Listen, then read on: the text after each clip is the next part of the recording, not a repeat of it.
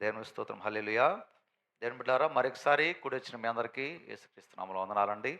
అందరూ సంతోషంగా ఉన్నారా? కొత్త సంవత్సరం వచ్చేసింది కదా! కొత్త సంవత్సరంలోకి వచ్చేసాము. మళ్ళీ ఇంకా వచ్చే వారం అయితే ఇది కూడా ఏమైపోయిద్ది? బాధపడిపోయిద్ది కదా!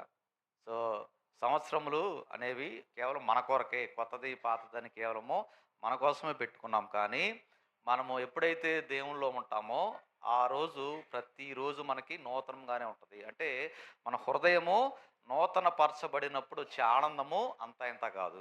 దాన్ని మనం కొలతల్లో కొలవలేము. ఎప్పుడైతే నిజంగా దేవునిలో ఆనందిస్తూ ఉంటామో, లోకంలో కాకుండా దేవుడి పాదాల దగ్గర సంతోషిస్తూ ఉంటామో, ఆయన మనం ఫీల్ అవుతామో, ఆయన సన్నిధిని మనం అనుభవించడం మొదలు పెడతామో, అప్పుడుండే ఆనందము ఈ లోకం ఇచ్చే సంతోషం కానే కాదది. అందుకనే బైబిల్‌లో యోహాను సువార్తలో యేసుప్రభువారు ఏమంటారంటే, నేనిచ్చు శాంతి లోకం ఇచ్చినటువంటి శాంతి కాదు కదా! లోకంలో ఉండే శాంతి కొంతసేపే, తాత్కాలికం. కానీ యేసు ఇచ్చే శాంతి అంట శాశ్వత కాలం ఉంటదంట.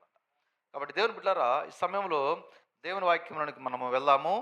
యాకోబు రాసినటువంటి పత్రిక మొదటి అధ్యాయాన్ని దయచేసి మీ ముందు తెరిచిపెట్టుకోవాల్సింది కోరుతున్నాను.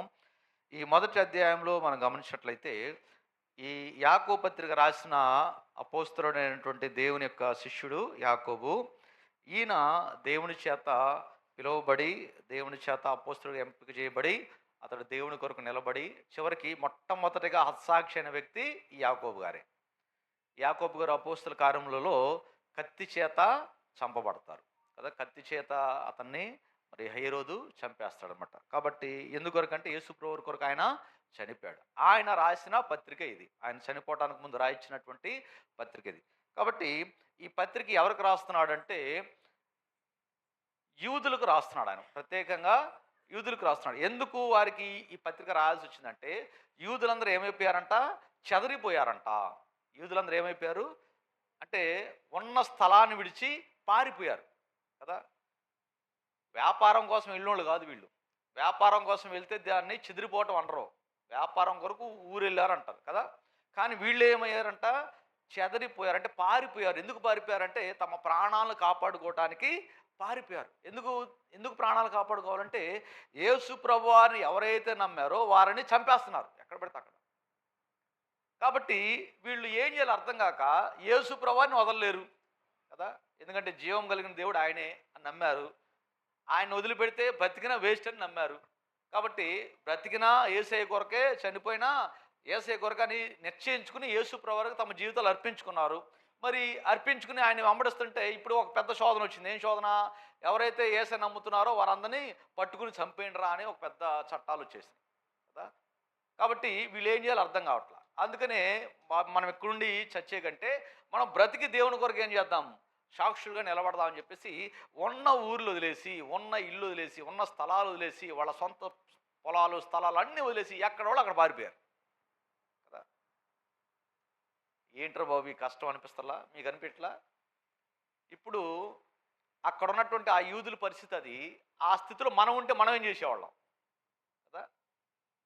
ఇప్పుడు మనల్ని కూడా మీరు యేసయ్యని నమ్ముకుంటే చంపేస్తాము అని ప్రభుత్వం ఒక జీవో జారీ చేసిందనుకోండి కదా! ఆల్రెడీ ఒక చట్టం చేశారు. ఏం చట్టం తెలుసా అది? చట్టం పేరు యాంటీ కన్వర్షన్ బిల్ కదా! మొట్టమొదటిసారిగా చెన్నైలో చేశారు. తర్వాత ఇప్పుడు ఉత్తరప్రదేశ్‌లో కూడా ఉంది అది. ఇంకా కొద్ది రోజులైతే మన రాష్ట్రంలో కూడా మెల్లగా పాక్కుంటా రావచ్చు. ఏం చట్టం అంటది? Anti conversion bill. అంటే ఎవరైనా మరి మత మార్పిడి చేస్తే వాళ్ళని ఏం చేయాలి? జైల్లో పెట్టాలి కదా!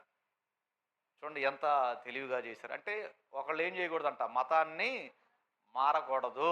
ఒక వ్యక్తి ఏ మతంలో పుడితే అదే మతంలో ఉండాలని వీళ్ళు ఏం చేస్తారు? బలవంతమైన ఒక చట్టాన్ని తెచ్చిపెట్టారు కదా! అదే రాజ్యాంగంలో ఏముంది? ఇంకో ఇంకో రూల్ ఉంది. ఇంకో చట్టం ఉంది. ఏం చట్టం అది? ఒక వ్యక్తి తనకు నచ్చిన ఏ మతాన్నైనా స్వీకరించొచ్చు. ఏ మతాన్నైనా అతడు వెంబడించొచ్చు అని ఒక చట్టం ఉంటే, దాన్ని పక్కన పడేసి ఏం చేశారు? ఎవరైతే మతం మారతారో వారికి శిక్ష అని చెప్పి ఒక చట్టం వచ్చేసింది కదా! దేవుని బిడ్డలారా, ఇలాంటి చట్టం మన రాష్ట్రంలో కూడా రాబోతుంది. అప్పుడు మన పరిస్థితి ఏంటి కదా! అయితే ఆ చట్టం వచ్చినప్పుడు ఆ వాక్యం చెప్పినటువంటి స్వార్థ చెప్పినటువంటి వ్యక్తిని తీసుకెళ్ళి జైల్లో పెడతారు. ఒకవేళ ఆ బాప్తిసం పొందిన వ్యక్తి కనుక నన్ను బలవంతంగా మార్చలేదండి ఈయన, నేనే ఇష్టపూర్వకంగా ప్రభువుని నమ్ముకున్నానని చెప్తే అప్పుడు అతని మీద శిక్ష పడదు. కానీ అలా ఊరుకొనిస్తారా? అలా ఊరుకొనిరు. అధికారులు ఏం చేస్తారు? నువ్వు ఖచ్చితంగా బలవంతం చేశాడని చెప్పి ఏం చేయాలి? నువ్వు చెప్పాలి అని చెప్పి మనల్ని ఏం చేస్తారు? వెనకాల నుంచి టార్చర్ పెడతా ఉంటారు. కాబట్టి మనల్ని ఇబ్బంది పెడతా ఉంటారు, మనల్ని కష్టపెడతా ఉంటారు, మనల్ని శ్రమల పాలు చేస్తుంటారు. ఆ శ్రమలు పడలేక అయ్యా మమ్మల్ని బలవంతంగా నమ్మంటే వచ్చావంటే ఒక మాట అంటే అయిపోయాయి అని చెప్పేసి తప్పించుకున్న వాళ్ళు కూడా విశ్వాసులు భవిష్యత్తులో ఉంటారు. కాబట్టి చాలా జాగ్రత్తగా ఉండాలి. ప్రతి ఒక్కరికి శ్రమలు రాబోతున్నాయి. గుర్తుపెట్టుకోండి, సంవత్సరం గడుస్తుందంటే శ్రమలు ఎక్కువ పోతున్నాయి. గుర్తుపెట్టుకోండి, వచ్చే రోజులు మంచివి కాదు కదా. మనం అనుకుంటాము, అందరం అనుకుంటాం ఏమన్నా అబ్బా కొత్త సంవత్సరం మంచిగా జరగాలి, మంచిగా ఉండాలని మనం అనుకుంటాం. కానీ ఒక్కొక్క సంవత్సరం గడిచే రోజు మనకి గడ్డు సమస్యలు ఎక్కువ.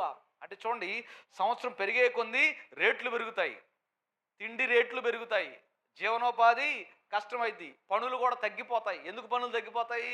ఇప్పుడంతా కంప్యూటర్లే. ఒకప్పుడు కంప్యూటర్లు వచ్చినాయి, మనుషులు పనులు కంప్యూటర్ చేస్తున్నాయి అన్నారు.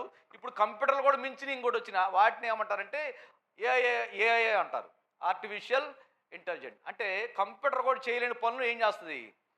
ఏఐ కంప్యూటర్ ద్వారా చేస్తుంది. చూసారా ఎంత అద్భుతంగా మారిపోతుందో కదా. ఉదాహరణకి మొన్న వాక్యంలో కూడా చదివాం, ఎండిన ఎముకల దర్శనం కదా. ఏసుకెళ్ళి దేవుడు ఏం చేశాడు? ఒక లోయలోకి తీసుకెళ్ళి, అది నిజం కాదు, అది యాక్చువల్గా అది అతనికి చూపిస్తున్న, దేవుడు చూపిస్తున్న ఒక దర్శనం. అంటే అది నిజంగా జరిగింది కాదు, అది దర్శనంలో ఇతను చూస్తున్నాడు. ఒక లోయలోకి దేవుడు ఏసుకెళ్ళి తీసుకెళ్తాం, ఆ లోయలు ఎండిన ఎముకలు ఉండటం, దేవుడు వాటిని బతికించమని చెప్పమంటాం, ఇతను చెప్పటం, అవి బతికి నుంచోవటం, దేవుని జీవాత్మ వాటిలో వెళ్ళి అవి నిలబడటం, ఇదంతా ఎలా చూస్తున్నాడు ఏసుగేలు? ఒక దర్శనంలో చూస్తున్నాడు కదా. అది మనం ఇప్పుడు చూడాలి. ఎలా చూడాలి? మనం కళ్ళతో చూడాలి. ఏం చేయాలి? అందుకే కంప్యూటర్లో కూర్చుని ఏఐ దగ్గరికి వెళ్ళి, అమ్మ ఏఐ పలానా ఏజ్గేల్ గ్రంథము 37వ అధ్యాయంలో దేవుడు ఏజ్గేలుకు చూపించే దర్శనాన్ని నాకు వీడియో రూపంలో తయారు చేసి పెట్టి అంటే ఒక 10 నిమిషాలు ఏం చేస్తుంది? అది మొత్తం తయారు చేసి నువ్వేం చేయవసరలా. ఎంతమంది మనం వీడియో చేయాలంటే ఏం చేసేవాళ్ళం? మనుషులు వెళ్ళి కెమెరాలు పట్టుకుని కదా, మొత్తం ఎముకలన్నీ గూడ్లా పడేసి ఆ ఎముకలను వీడియోలు తీసి ఒక మనిషి నిలబెట్టి ఆయన సేవకుడిగా వీడియో తీసి అట్లా కష్టపడి చేయాల్సి వచ్చేది. ఇప్పుడు ఏం అవసరంలా. ఇప్పుడు కంప్యూటర్ మీద కూర్చుని 2 మాటలు టైప్ చేసి, అమ్మ ఒకసారి ఆ దర్శనాన్ని వీడియో రూపంలో తయారు చేసి మాకు చూపి అనగానే నిమిషంలో కదా, కంప్యూటర్ ఫాస్ట్గా ఉంటే ఒక 2 నిమిషాల్లో మొత్తం వీడియో తయారు చేసి మనకు చూపించేస్తుంది. చూడండి ఎంత ఫాస్ట్ అయిపోయింది, చూడండి ఎంత టెక్నాలజీ పెరిగిపోయింది. కాబట్టి ఇలా ఉంటే పనులే ఉంటాయి భవిష్యత్తులో కదా. పనులు తగ్గిపోతాయి, ఖర్చులు పెరిగిపోతాయి, ఇంకా ఖర్చు అన్నిటి కొరత పెరిగిపోయిద్ది. రానున్న రోజుల్లో డబ్బులు అన్ని రేట్లు పెరిగిపోతాయి, తినటానికి కష్టమైపోయిద్ది కదా. కాబట్టి రానున్న దినాలన్నీ ఎలాంటి దినాలు? బహుగడ్డు దినాలు, చాలా కష్టమైన దినాలు, చాలా ఇబ్బందికరమైన దినాలు రానున్న రోజుల్లో రాబోతున్నాయి. అలాంటి రోజుల్లో ఇలాంటి ఈ శ్రమలు ఒక ఎత్తు అయితే, ఇంకోవైపు ఇంకో శ్రమలు ఏంటి తెలుసా? యేసయ్యను నమ్ముకున్నారని బాధించే శ్రమలు, అయ్యి ఒక శ్రమలు కదా. ముందెళ్తే నుయ్యి, వెనక్కి వెళ్తే కొయ్యి. ముందు చూస్తేనేమో ఈ బాధలు, పనులుండవు. తర్వాత మీరు గమనించలేదు అనుకుంటారా, ఈ మధ్య కొద్ది దినాల వార్తలు కూడా నేను విన్నాను. వింటమే కాదు, నిన్న చూసినప్పుడు నాకు అదే అర్థమైంది. నిన్న సాయంత్రం నేను వస్తుంటే దాదాపు 3:30కేమో బయలుదేరి ఇంటి దగ్గర ఆకాశికలు చూస్తుంటే ఆకాశం అంత ఎలా ఉందో తెలుసా? మంచు పడినట్టుంది కదా. నిజానికి అది మంచు కాదు, మంచు పడితే 11, 12 కల్లా మంచు కరిగిపోయింది. కానీ అది మంచు కాదు, అదేంటి తెలుసా? ధూళి. మనకు అర్థం కాకుండా ఉండే ఒక ధూళి. అంటే ఆ ధూళి ఏం చేస్తుంది? సూర్యుని కిరణాలకి మనకి ధూళి అడ్డం వస్తుంది. ఇది మన మన నిన్న మాత్రం జరిగిన సంఘటన కాదంట, మన భారతదేశం అంతా ఈ ధూళి ఇలా కమ్మేసిందంట. అంటే ఈ ధూళి కమ్మటం వల్ల ఏమైందంట? సూర్యుడి యొక్క కాంతి కిరణాలు సరైన విధంగా పొలాల మీద, పంటల మీద పడవు. దానివల్ల పంటలు కూడా సరిగ్గా పండవు. అంటే 50 బస్తాలు ఇచ్చే పంట ఏమైపోద్ది? 25 బస్తాలకు పడిపోయింది. ఇప్పుడే 25 పడుతుంటే, ఇప్పుడు ఇలాంటి దుమ్ము మీద నుండి ఈ కాంతి కిరణాలు ఆపేస్తుంటే ఆ 25 పడే ఆ పొలం కూడా ఏం చేసిద్ది? 10తోనే సరిపెట్టిద్ది. అయ్యా ఇంక నా వల్ల కాదు, నేను పండలేను. చూసారా? అంటే ఒక పక్క పంటలు పండలేని రోజులు రాబోతున్నాయి, రేట్లు పెరిగిపోతున్నాయి, జీవనోపాధి కష్టమైపోయింది, జాబులు ఉండవు, పనులు ఉండవు, కరువులు వచ్చేస్తాయి. ఇలాంటి పరిస్థితులు ముందుంటే ఇంకో వైపు ఏంటి, మీరు యేసుప్రభుని నమ్ముకున్నారు కాబట్టి మీకు శ్రమ.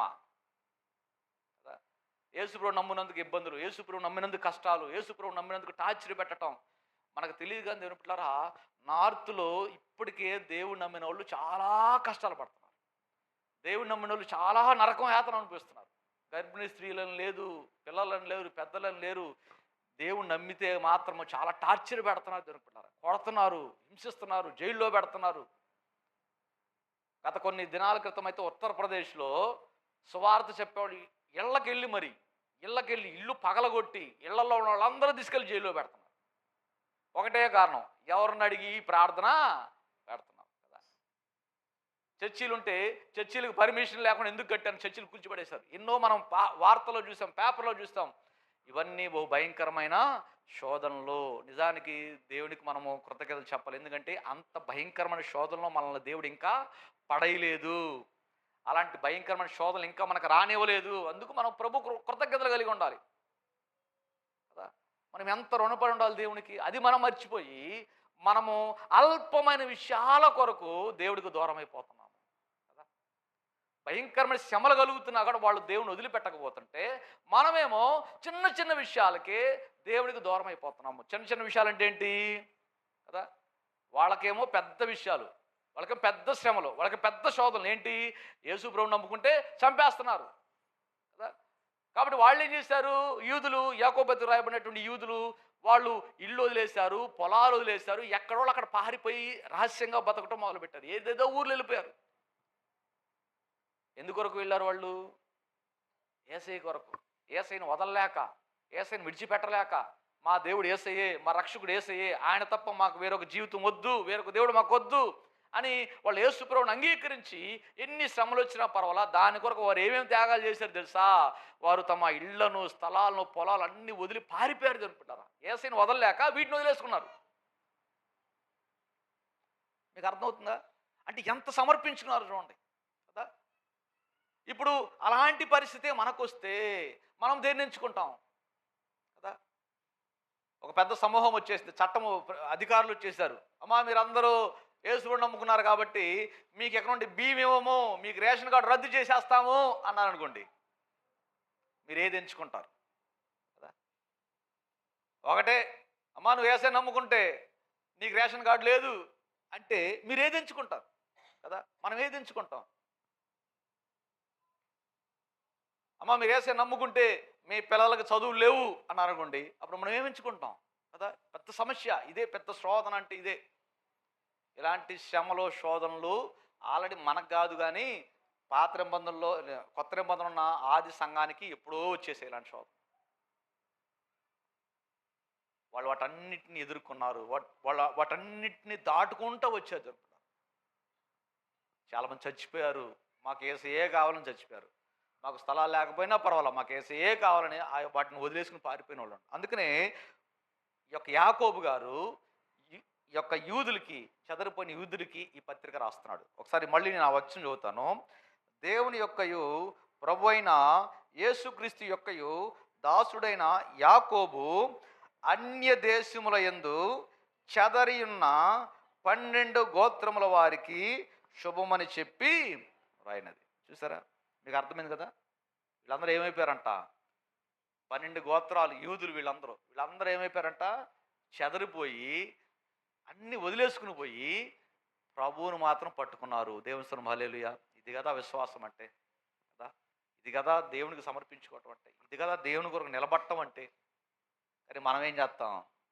చిన్న చిన్న మాటలు కలుగుతాం, అలిగేసి ప్రార్థనలు మానేస్తాం, అలిగేసి చర్చిలకు వెళ్ళాం, అలిగేసి ఇంట్లో వాళ్ళకి వదిలేస్తాం, ఇంట్లో వాళ్ళ మీద గొడవలు పడతాం, చిన్న చిన్న వాటికి పక్కింటి వాళ్ళతో తగాదాలు పడతాం, ఎదురింటి వాళ్ళతో తగాదా పడతాం. కోపాలు, ద్వేషాలు, అసలు ఎక్కువైపోతుంది ఎక్కడ చూసినాయే. ఎందుకంటే నిజంగా మనము శ్రమ అంటే ఏంటో చూడలేదు కాబట్టి, మనకు శ్రమ అంటే ఏంటో తెలియదు కాబట్టి. అర్థమవుతుంది కదా. నొప్పి అంటే తెలియనోడికి భయం ఉండదంట కదా. చిన్నపిల్లలు ఏం చేస్తూ ఉంటారు? అల్లరి చేస్తూ ఉంటారు, గొడవలు చేస్తూ ఉంటారు. అప్పుడు అమ్మ నాన్నలు ఏం చేస్తారు? ముందు చాచోడు వేగంగానే తక్కువ సెట్ అయిపోతాడు కదా. అల్లరంతా ఆగిపోయింది, గొడవ అంతా ఆగిపోయింది, నోరు మూసి కూర్చుంటాడు. అమ్మ నాన్న వచ్చాడని కానీ భయపడతాడు. ఎందుకని? వాడికి నొప్పి ఏంటో తెలిసింది కాబట్టి వాడు చేయొద్దని పని ఇక చేయలేదు కదా.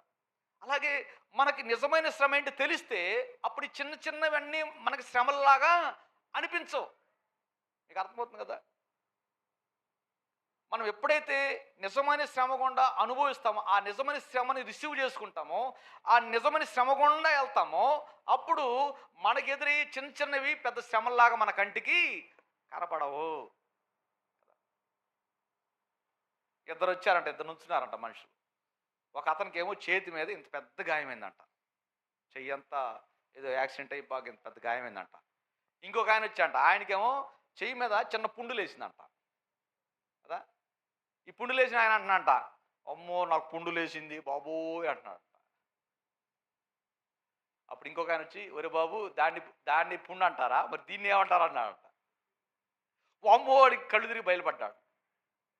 అమ్మో పుండికి నేను ఎంత బాధపడుతుంటే ఇంత పెద్ద గాయాన్ని ఎలా తట్టుకున్నావు కదా. ఇంత పెద్ద గాయం ఉన్న ఇతనికి పుండు అంటే లెక్కే లేదు, లేకుండా చిన్న పుండేగా పో, ఇంతకంటే పెద్దదే భరించా నేను అని ఎంత ధైర్యంగా చెప్పుకుంటాడు.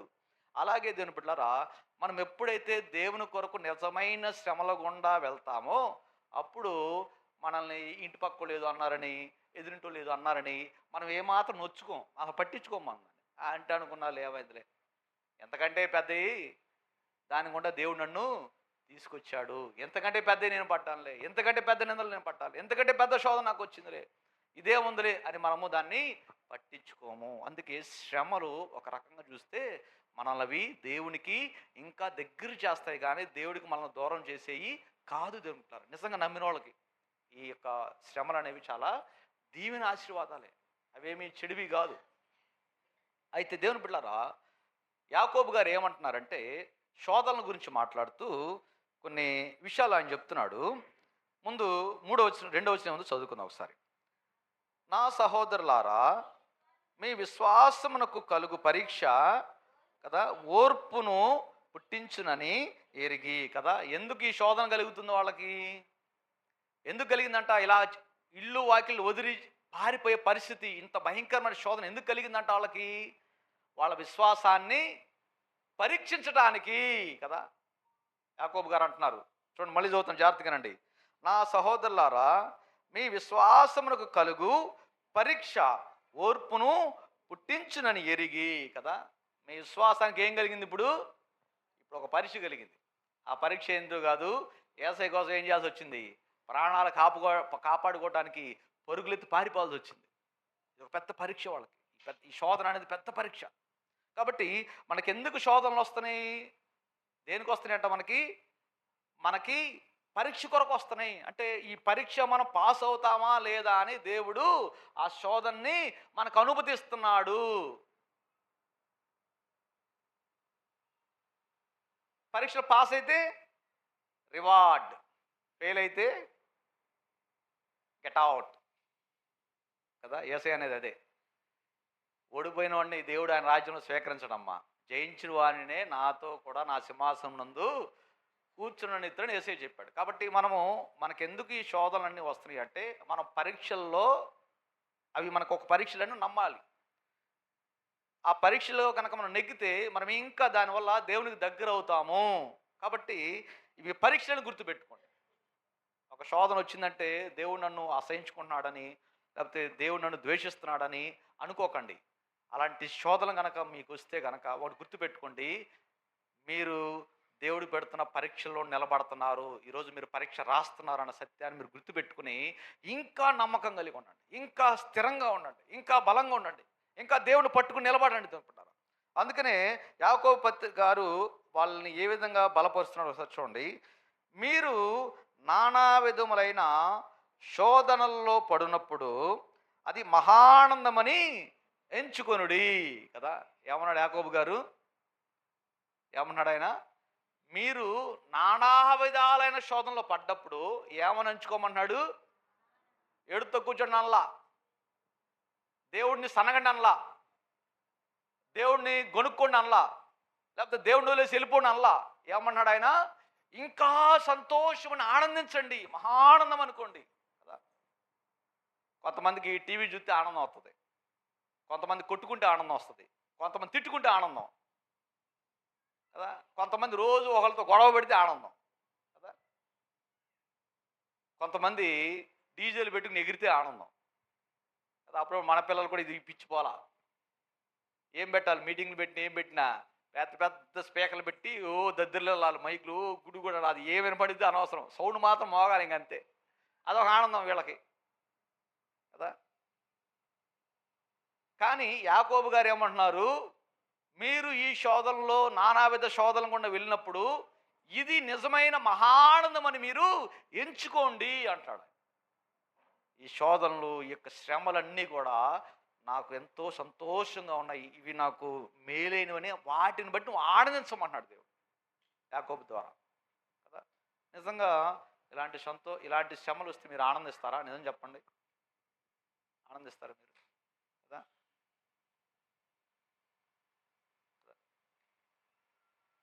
దేవుడు మనల్ని జల్లెడ పడితే కదా, మీకు బాగా జల్లెడ అని ఎందుకు అంటున్నారంటే, మీకు జల్లెడ బాగా పడతారు, అలవాటు ఉంది మీకు. గోధుమ పిండి జల్లెడ పడతారు, బియ్య పిండి జల్లెడ పడతారు, శనగపిండి జల్లెడ పడతారు, అన్నింటిని ఎందుకు జల్లెడ పడతారు చెప్పండి? ఎందుకు పడతారు అంటే, స్మూత్గా ఫైన్ పౌడర్, మంచి పౌడర్ మీకు కావాలి. గరుకులు గట్టిది అంత ఏమైపోవాలి మీకు అవసరం. అంటే చూడండి, మీరు తినే పిండి పదార్థాలకి ఎంత మీకు ఏం కావాలి? ప్యూర్ది కావాలి కదా. మరి నిత్య జీవనంలోకి వెళ్ళాలంటే మనం ఇంకెంత ప్యూర్ కావాలి, మనం ఇంకెంత స్ట్రాంగ్ ఉండాలి, మనం ఇంకెంత బలంగా ఉండాలి.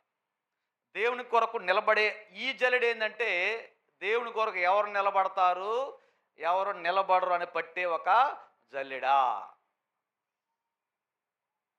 ఆ జల్లెడే ఈ శోధనలు, శ్రమలు. ఆ వస్తూ ఉన్నప్పుడు ఎవరైతే దేవుని కొరకు నిజంగా సమర్పించుకున్నారో వారు నిలబడతారు. నిజంగా సమర్పించుకునే వాళ్ళు, నిలువెచ్చటి వాళ్ళు, లోకానుసారంగా బ్రతికేవాళ్ళు అందులో మిగిలిపోతారు, వాళ్ళు పక్కకు తోసివేయబడతారు అంతే. కాబట్టి దేవుని బిడ్డలారా, ఈ శ్రమలు వస్తున్నది మన విశ్వాసాన్ని బలపరుచుకోవటానికి, మనం పరీక్షించుకోవడానికి. నిజంగా అంతే కదా.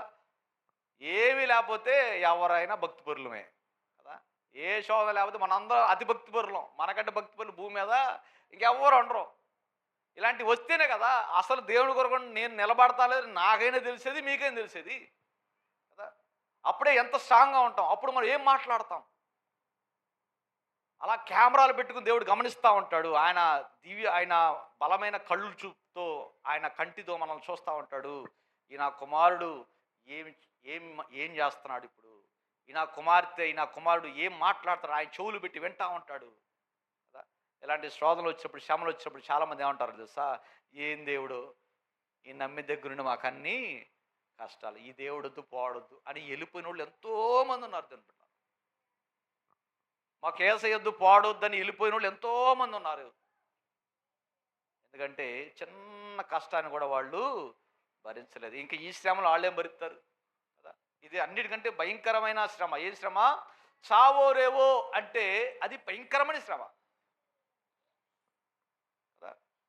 ఏసే కావాలా, ప్రాణం కావాలంటే ఏం కోరుకుంటాం? దీన్ని ఏమంటారు? ఈ సమస్య పేరేంటి? చావో రేవో తేల్చుకో అని అన్నప్పుడు అప్పుడు కదా మన విశ్వాసము బయటపడేది, అప్పుడు కదా మనం ఎంత భక్తిపరులమో అనేది దేవుడికి తెలిసేది. అందుకనే దేవుడు ఇలాంటి ఫిల్టర్ని ప్రతి ఒక్క వ్యక్తికి పెడతాడు. కాబట్టి మనము సిద్ధంగా ఉండాలి, ఈ శ్రమలకి మనము సిద్ధంగా ఉండాలి. అలాగే ఇదొక రకమైన శోధనలు కదా. యేసు ప్రభు కొరకు నిలబడతారా నిలబడరా అని వచ్చే శ్రమలు ఇవి ఒక శోధనలు అయితే, తర్వాత ఇంకొక శోధన దేనివల్ల వస్తుందంట? ఇంకొక రకమైన శోధన. అంటే ఇప్పుడు దాకా చెప్పుకున్నది నువ్వు యేసుప్రభువుని నమ్ముకున్నందుకు దుష్టుడు పెట్టే శోధన, ఇప్పటిదాకా మనం మాట్లాడుకుంది. అయితే ఇప్పుడు వచ్చే శోధనలు ఎలాంటి అంట? మన స్వకీయ దురాశల వలన వచ్చే శోధనలు. రెండో శోధన ఎలాంటి అంట అంటే, ఈ శోధన దేవుడు పెట్టడు, ఈ శోధన సాధారణ కూడా పెట్టడు. ఎవరి వల్ల వస్తాయి ఈ శోధనలు అంట? నీ మైండ్ని బట్టే వస్తాయి కదా. అందుకని బైబిల్లో చూడండి, 15 వచనం చదువుదాం, 14-15 వచనాలు చదువుదాం. 1వ అధ్యాయము 14-15 వచనం, యాకోబు పత్రిక 1వ అధ్యాయము 14-15 వచనాలు. ప్రతివాడును తన స్వకీయమైన ప్రతి వాళ్ళు ఏముందంట? దురాశ ఉందంట. ప్రతి వాడిలోనూ అందరిలో నాలో కూడా ఉంటుందమ్మా. నేను కూడా మీ ఎస్కేప్ నేను కూడా స్పెషల్ ఏం కాదు. నేనైనా మీరైనా ఏ సేవకుడైనా చివరికి ఏసన్న గారైనా సతీష్ గారైనా తర్వాత ఆయన పేరేంటి చిలకలూరి పాస్టర్ గారి పేరు శాలేం రాజు గారైనా ఇంక ఎంత పెద్ద పాస్టర్ అయినా విశ్వాస అయినా ఎంత పెద్ద విశ్వాస అయినా ఎంత పెద్ద సంఘ పెద్దలైనా ఎవరైనా సరే మనందరిలో ఏముంటుందంట? దురాశ ఉంటుంది. గుర్తుపెట్టుకోండి. అదేంటండి, నేను యేసుప్రభుని నమ్ముకున్నాను కదా, యేసుప్రభుని నమ్మిన తర్వాత కూడా నాలో దురాశ ఉంటుందా అంటే, యేసుప్రభుని నమ్మినా సరే మనలో చెడు ఆలోచనలు ఏడకి పోవాయి, ఎట్టగా ఉంటాయి లోపల. గుర్తుపెట్టుకోండి. అందుకే ఫర్ ఎగ్జాంపుల్, నువ్వు యేసుప్రభుని నమ్మక ముందు ఒక అమ్మాయిని చూసి నీకు కోరిక కలిగింది అనుకో, నువ్వేమనుకుంటావు? నేను యేసయ్యని నమ్మలేను కాబట్టి ఆ అమ్మాయి మీద నాకేం కలిగింది? కోరిక కలిగింది. ఆ అబ్బాయి మీద నాకు కోరిక కలిగింది అనుకుంటావు. ఓకే, మరి యేసయ్యని నమ్మిన తర్వాత అదే శోధన వస్తుందా రాదా? ఖచ్చితంగా. నాకు మీరు ఆన్సర్ ఇవ్వద్దులే, మీరు చెప్పుకోండి. మీరు యేసుని నమ్మిన తర్వాత కూడా మేబీ పెళ్ళి అవ్వచ్చు, పెళ్ళి కాకపోవచ్చు, మీకు ఒక అబ్బాయిని చూసి శోధన ఎప్పుడు కలగలేదా? లేదా మీకు ఒక అమ్మాయిని చూసి శోధన ఎప్పుడు కలగలేదా? ఆలోచన మీలో వచ్చిందా రాలేదా? కదా, ఖచ్చితంగా ప్రతి ఒక్కరికి వచ్చింది కదా. మరి యేసయ్యని నమ్మినా ఎందుకు ఆలోచనలు వస్తాయి అంటే, నువ్వు యేసయ్యని నమ్మంగానే నీ మైండ్ ఏం దేవుడు కొత్తది పెట్టాడు, పాత మైండ్ ఉంటుంది ఆల్రెడీ. మీకు అర్థమవుతుందిగా. కాకపోతే మనం ఏం చేయాలి తెలుసా? యేసయ్యని నమ్మినోడికి యేసయ్యని నమ్మనోడికి తేడా ఏంటి తెలుసా? యేసయ్యని నమ్మనోడు ఏంటంటే వాడికి వచ్చిన చెడు ఆలోచనల ప్రకారం ఏం చేస్తాడు? దాన్ని చెయ్యాలనుకుంటాడు. వాడికి ఒక అమ్మాయి కనబడింది, రే ఈ అమ్మాయి తెలిపోదాంరా అని వీడు అనుకుంటాడు. అనుకుని ఇంకా ఆ అమ్మాయి కోసం ట్రై చేస్తూ ఉంటాడు. లేకపోతే ఈ అబ్బాయి తెల్దాంరా అని చెప్పేసి ఆ అబ్బాయి కొరకు అమ్మాయి ట్రై చేస్తూ ఉంటుంది. అది యేసుప్రభుని నమ్ముకున్న తర్వాత వెంటనే అలాంటి ఆలోచన వచ్చినప్పుడు అతను చేసే ఫస్ట్ పని ఏంటి తెలుసా? తన యొక్క ఆలోచనకు చెప్తాడు, లేదు నేను దేవుని బిడ్డని, ప్రైజ్ గాడ్, హల్లెలూయా, నేను ఈ పని చేయను, నా మనసా దీన్ని నువ్వు మార్చుకో అని దేవుడు ఆత్మ ద్వారా తనతో మాట్లాడుతున్నప్పుడు ఆ మాటను వింటాడు. అందుకే గలతీ పత్రికలో ఏముంది తెలుసా? ఆత్మానుసారముగా నడుచుకొనుడి, అప్పుడు మీరు శరీరేచ్ఛలను నెరవేర్చరు. మీకు అర్థమవుతుంది కదా. ఎప్పుడైతే యేసుప్రభుని నమ్ముకున్నావో అప్పుడు దేవుడు తన ఆత్మ ద్వారా నీ మనస్సాక్షితో మాట్లాడుతూ ఉంటాడు. చాలామందికి ఇది అర్థం కాదు. బ్రెయిన్లో వచ్చే ఆలోచనలు వేరే, మళ్ళీ మనసులో వచ్చే ఆలోచనలు వేరే. ఎప్పుడైనా మీరు అర్థం చేస్తున్నారు దీన్ని? నేను కొద్ది నిమిషాలు దీని గురించి వివరించాలనుకుంటున్నాను. మనస్సు గురించి, మనసు ఆలోచనలు, లేకపోతే మనసు చెప్పినట్టే వినాలి, మనసు చెప్పినట్టే చేయాలని ఇలాంటి పదాలు మీరు ఎప్పుడైనా విన్నారా? కదా, నా మనసు ఏం చెప్తే నేను అది చేస్తా, ఎప్పుడైనా విన్నారా? నిజానికి మనసు ఎక్కడుంది చెప్పండి. అసలు ఎక్కడుంది మనసు? ఎక్కడుంది? గుండె మాట్లాడిద్ది ఎవరితో? నిజం చెప్పండి. గుండె పని ఏంటి? ఆ గుండె పని ఏంటి? లిటరల్గా సైంటిఫికల్గా మనం ఆలోచిస్తే గుండె పని ఏంటి? గుండె పని ఏం లేదు, దానికి ఆలోచన లేదు, ఏం లేదు. గుండె ఏం చేసింది తెలుసా? లబ్ డబ్ అని కొట్టుకుంటుంది. వచ్చే రక్తాన్ని ఏం చేస్తుంది? అన్ని అవయవాలకి పంపిస్తా. ఇంకంతే దాని పని, ఇంకంతే దాని పని. గుండె ఏ ఆలోచన చెయ్యదు, ఆలోచన అంతా చేసేది బ్రెయిను, మెదడు. మరి మనసు ఎక్కడి వచ్చింది? మరి మనకు కలిగే ప్రతి ఆలోచన కావచ్చు, మనకు కలిగే చెడు ఆలోచన కావచ్చు, మంచి ఆలోచన కావచ్చు, ఎక్కడి నుండి వస్తుంది? బ్రెయిన్లో నుండి వస్తుంది, మన మైండ్లో నుండి వస్తుంది. మరి మనసు ఎక్కడి నుండి వచ్చింది కదా. ఎప్పుడైనా మీరు గమనించండి, ఒక దొంగతనం చేద్దాం అనిపించింది అనుకోండి, వెంటనే ఆ దొంగతనం చేసే ముందు ఇంకొకటి కూడా అనిపించింది, అమ్మో వద్దులే. ఎవరు చెప్తున్నారు అది? ఇప్పుడు బ్రెయిన్ ఏమో ఏం చెప్తుంది? రే తీరా, 100 రూపాయలు ఎవరికి తెలియలే తీరా అని చెప్తుంది బ్రెయిన్ కదా. ఇంకో మాట వస్తుంది, అమ్మో వద్దురో అని ఖచ్చితంగా ఏం చెప్పిద్ది? ఇంకొకటి ఎక్కడో స్వరం ఏడో వినపడుతున్నాడు, మనకు తెలియదు అది ఎక్కడో అని. కానీ బ్రెయిన్కి ఎవరో చెప్తున్నట్టు మైండ్కి మనకు అనిపిస్తుంది, మనకు ఫీలింగ్ కలుగుతూ ఉంటుంది అది. అంటే చూడండి, బ్రెయిన్లోనే ఎన్ని ఉన్నాయి? ఇక్కడ 2 ఉన్నాయి. మీకు అర్థమవుతుందా? సో బ్రెయిన్ ప్రకారం బ్రెయిన్ ప్రకారం ఏం చెప్తుంది అది? చెయ్యి అంటది. కానీ ఇంకొకటి ఏం చెప్తుంది? అందుకే దీన్ని ఏమంటారంటే మంచి మనస్సాక్షి. మంచి మనస్సాక్షి ఇది కళ్ళకు కనపడదు, ఇది బాడీలో పార్ట్ కాదు, ఇది సంథింగ్ గాడ్ పుట్ అస్ ఇది మనకు అర్థం కాని ఇది ఇన్నర్ కాన్షియస్ అంటారు ఇంగ్లీష్లో దాన్ని కదా. మన లోపల ఉన్న ఒక మనస్సాక్షి, దాన్ని ఎలా చెప్పాలో తెలియక మనం ఎలా పేరు పెట్టుకున్నాం దాన్ని మనసు అని పేరు పెట్టుకున్నాం. అందుకే బైబిల్లో దాని నుంచి ఏం రాబడిందంటే మనస్సాక్షి అని రాబడింది. అంటే మనిషి ఆలోచనలు చెడుగా ఉన్నప్పుడు దేవుడు ఏం చేస్తాడంటే మనస్సాక్షి ద్వారా, అంటే తన ఆత్మ మన మనస్సాక్షితో చెప్పిద్ది, మన మనస్సాక్షి మనకు చెప్తా ఉంటుంది, వద్దురా నాయన మనం ఈ పని చేయకూడదు, జాగ్రత్త, చేస్తే నీకు ఈ తప్పవరా, ఈ తిప్పలు తప్పవు అని చెప్తా ఉంటుంది, హెచ్చరిస్తూ ఉంటుంది మనస్సాక్షి. అందుకే బైబిల్ ఏముందంటే కొంతమంది మనస్సాక్షి ఏమైపోయిందంట, వాత వేయబడిన మనస్సాక్షి. ఈ పదం విన్నారు బైబిల్లో పదం కదా, మంచి మనస్సాక్షి అలాగే వాత వేయబడిన మనస్సాక్షి. అంటే వాత వేయబడిన మనస్సాక్షి అంటే ఏంటి, ఇక దేవుడు మాట విననే ఏనాదు, దేవుడు మాట ఏమాత్రం లెక్క చేయదు, గాడి గుడ్డి ఏంది అది, దేవుడు చెప్పేది నీదేంది, చెప్తున్నా నువ్వు ఇదే చెయ్యి అని ఈ మనస్సాక్షి కూడా ఈ మైండ్ చెప్పే చెడుకే సపోర్ట్ చేసిద్ది అనమాట. అర్థమవుతుంది కదా. సో మనసు దేవుడి వైపు తిరుగుతుందా, ఈ నీలో ఉన్నటువంటి ఆ చెడు దురాశ వైపు తిరుగుతుందా అనేది అక్కడ స్టాండ్ని బట్టి ఉంటుంది మన నిర్ణయాలు, మన భవిష్యత్తు దాన్ని బట్టి ఉంటుంది. సో ఈ మనసు ఎప్పుడైతే కలుషితం అయిపోయిందో, ఈ మనసు ఎప్పుడైతే వాత వేయబడిన మనస్సాక్షి అయిపోయి ఇక దేవుడి మాట వినటానికి కూడా ఇష్టపడట్లేదో, అప్పుడు ఈ మనస్సాక్షి కూడా ఏం చేసిద్దంట, ఈ చెడు దురాశలతో కలిసిపోయింది, మిక్స్ అయిపోతాయి రెండు. ఇంక ఏం చేయాలనుకుంటే వ్యభిచారం చేయాలంటే వ్యభిచారం చేయొచ్చు, దొంగతనం చేయాలంటే దొంగతనం చేయొచ్చు, ఇంకేం వాళ్ళకేం ఫీలింగ్ ఉండదు, బాధ కూడా ఉండదు, అందరు చేస్తారా నీ చెప్తే ఏమైందిలే అన్నట్టుగా తమ హృదయాలను ఏం చేసుకుంటారు. దీన్నే హృదయము కఠినపరుచుకోవడం అంటే అది అర్థం. హృదయం కఠినపరుచుకోవడం అంటే మన మనస్సాక్షి ఎలా అయిపోయిందంటది, కఠినమైపోయింది. మన హృదయము వాత వేయబడిన మనస్సాక్షిలా మారిపోయింది. ఇంకా అది ఎంతో దేవుడి మాట. అందుకనే వారిలో ఉన్న దురాశలు విపరీతంగా ఎక్కువైపోయి ఆ దురాశలు నెరవేర్చుకోవడానికి వాళ్ళు పోయి శోధనలో పడతారు. అది ఇక్కడ యాకోబు గారు చెప్పిన అర్థం అది.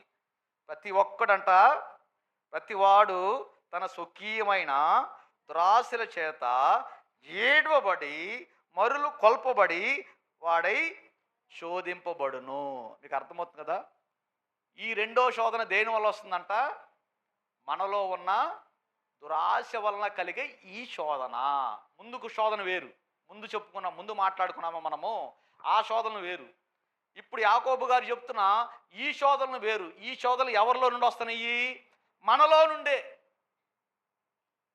మనలో ఉన్న ఆ చెడు ఆలోచనలు కావచ్చు, ఆ చెడు దురాశలు కావచ్చు, వాటిలో నుండే మనం ఏం చేస్తున్నామంట, ఆ శోధనలోకి వెళ్ళి పడుతున్నాం, అక్కడ ఇబ్బంది పడుతున్నాం, అక్కడ దెబ్బలు తింటున్నాం మనం.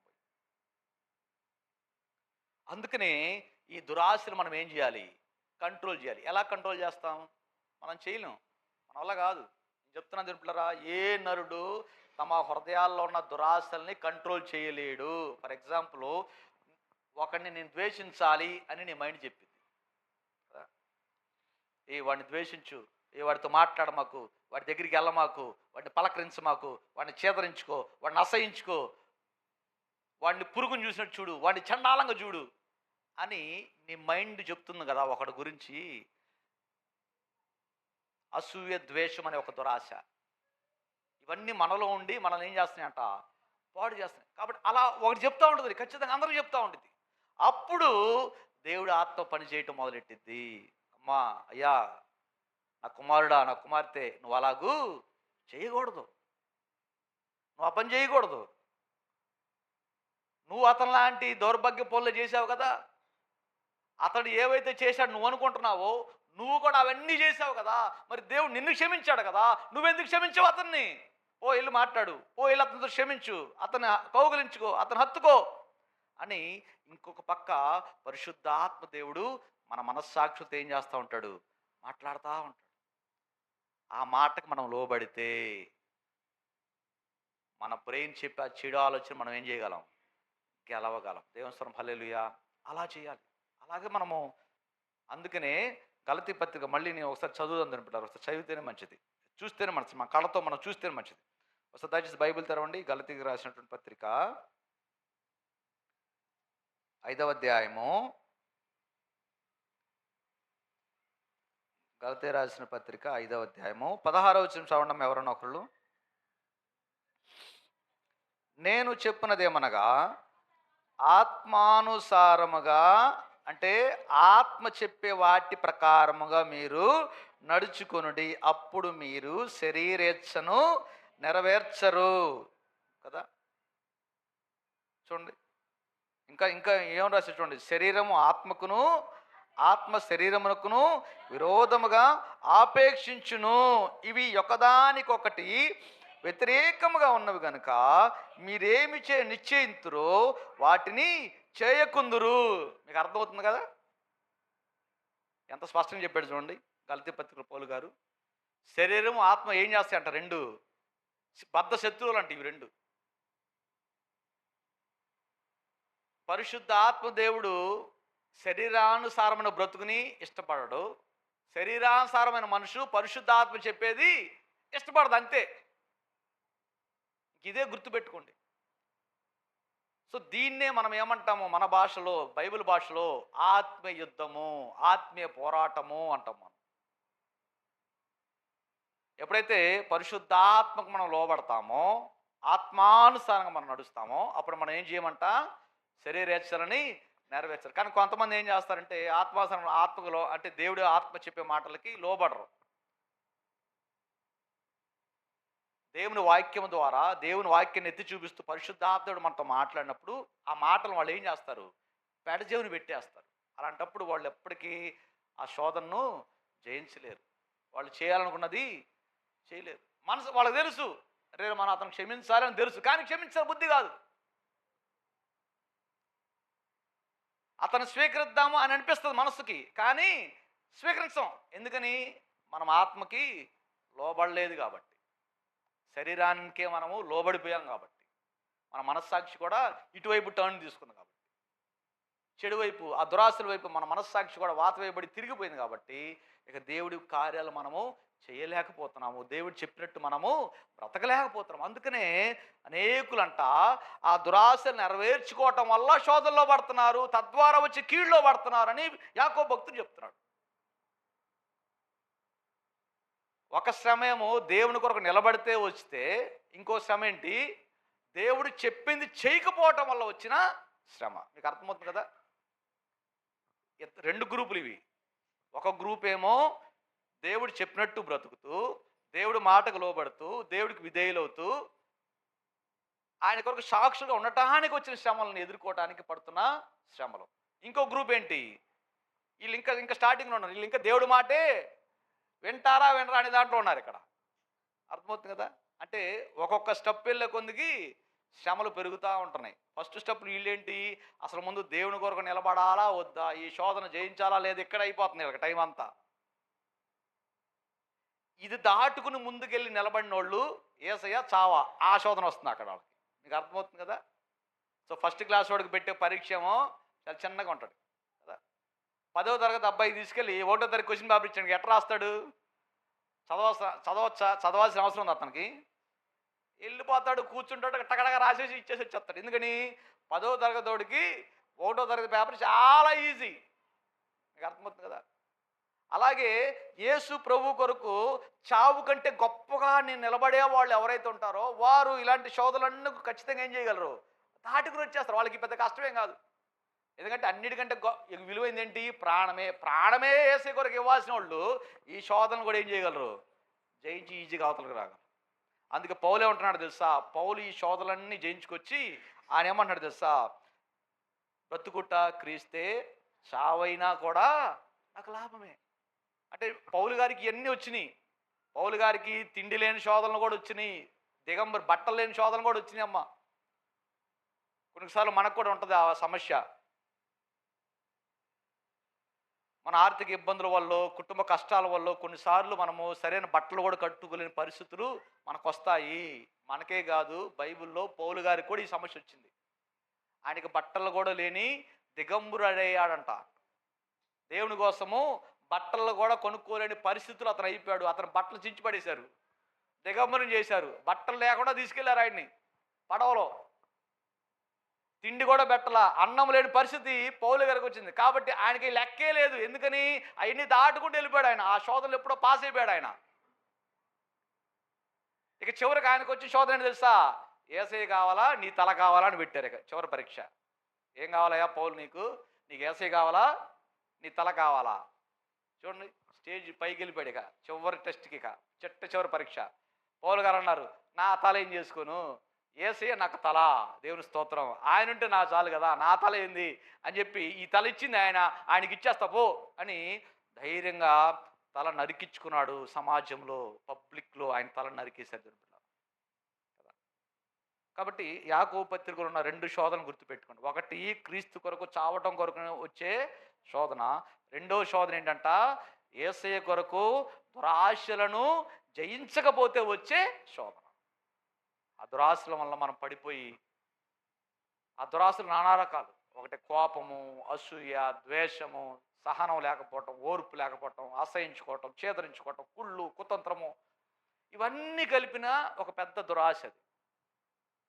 కాబట్టి మనము ఆ దురాశని ఏం చేయాలి? జయించాలి. కాబట్టి ఈ కొత్త సంవత్సరము దేవుడు నిన్ను పెద్ద పెద్ద ఏం అడగట్లా కదా. నీ హృదయంలో ఉన్న దురాశని ఏం చేయాలి? వాటిని యేసే రక్తంతో కడుక్కో. ప్రభా, నా మైండ్ బాగోలేదు ప్రభా, నా హార్ట్ బాగోలేదు ప్రభా, నా మనస్సాక్షి బాగోలేదు ప్రభా, నా మనస్సాక్షి నువ్వు చెప్పే వినట్లేదు నాయన, నా మనస్సాక్షి ఈ దురాశలు పెట్టే శోధలు వింటుంది నాయన, ఈ దురాశలు పుట్టించి ఈ ఆలోచనలు నా మనస్సాక్షి అంటుంది, అది వినకుండా నేను నీ మాటలు వినాలి ప్రభా. నా మనసు సరిచేయి ప్రభా, నా హృదయాన్ని సరిచేయి ప్రభా, ఆ చెడు ఆలోచన నేను వినకూడదు ప్రభా కదా. ఎక్కడ నుండి అలాంటి చెడు ఆలోచనలు మనకు గనక వస్తుంటే వాటి మనం ఏం చేయాలి? ఆపాలి. Stop that. సో ఎప్పుడు 2 ఉంటాయి మన మైండ్లో, లోకము, శరీరము. ఈ దురాశలు మనల్ని ఏం చేస్తుంటే ఒక పక్కకి లాగుతూ ఉంటుంటే ఇంకో పక్క దేవుడు తన ఆత్మ ద్వారా మనతో మాట్లాడుతూ ఉంటాడు. ఆ మాటకు మనం వినాలి, ఆ మాటకు లోపడాలి, ఆ మాటకు మనం విధేయులు అవ్వాలి. అప్పుడు దీన్ని జయించగలం, లేకపోతే జయించలేదు దేవుని బిడ్డలారా. అందుకనే యేసే సహాయం లేకుండా దురాశను జయించటము అసాధ్యము. యేసే సహాయంతో వెంటనే మోకాళ్ళు వేసేయాలి, అక్కడ మోకాళ్ళు వేసి ప్రార్థన చేయాలి. మన మనసుని కుదట పెట్టేదాకా కదా. ఒక్కోసారి హాస్పిటల్కి బైపాస్ సర్జరీ చేస్తారు తెలుసా మీకు? బైపాస్ సర్జరీ అంటే గుండెకి ఆపరేషన్ చేస్తారు. ఆపరేషన్ చేసినప్పుడు ఏం చేస్తారు? హాస్పిటల్ లోపలికి తీసుకెళ్ళి ఎండ బయట తెస్తారా? ఏం చేస్తారు? దాన్ని సరి చేసేదాకా లోపలే ఉంటారు పాప. డాక్టర్లు అయినా సరే నేను కొన్నిసార్లు విన్న వార్తలు, కొంతమంది ఇది తెలుసుకున్నాను. ఒక్కొక్కరికి గంటలు అయిపోయింది, ఒక్కొక్కరికి సాయంత్రం దాకా పట్టిద్ది. పొద్దున వెళ్తే సాయంత్రం దాకా పట్టింది. ఎందుకంటే వీళ్ళ కండిషన్ చాలా క్రిటికల్గా ఉంటుంది. అలాగే కొంతమంది హృదయాలు అంతే, చాలా కఠినంగా ఉంటాయి. కొంతమంది హృదయాలు కొంచెం కఠినంగా ఉంటాయి. అలాంటప్పుడు వీళ్ళని ప్రేయర్ అని హాస్పిటల్ ఆపరేషన్ థియేటర్లో తీసుకెళ్ళాలి. వీటిని, ఈ హృదయాలని. కొన్ని హృదయాలు చాలా కఠినంగా ఉంటాయి, మారో సరవు అయ్యి. అట్లాంటి హృదయాలు ఏం చేయాలి? ఎక్కువసేపు యేసయ్య ప్రార్థన అని హాస్పిటల్లో పడేసి దాన్ని ఏం చేయాలి? బాగా సరి చేసేదాకా, అది సరి అయ్యేదాకా ప్రార్థన దాన్ని నలగొట్టి ప్రభువా దీన్ని సరిచేయి బాగు చేయి, ఈ ఆలోచన పోవట్లేదు అని ప్రభు దగ్గర ఏం చేయాలి? అది పొయ్యేదాకా దాంతో యుద్ధం చేయాలి, ఆడే కూర్చుని. అప్పుడు అది బాగైంది. అర్థమవుతుంది కదా. కాబట్టి దేవుని బిడ్డలారా, ఈ నూతన సంవత్సరము రెడీగా ఉండండి కదా. దురాశల వల్ల వచ్చే ప్రతి శోధనను గెలవటానికి మనము యేసయ్య సహాయంతో రెడీగా ఉండాలి.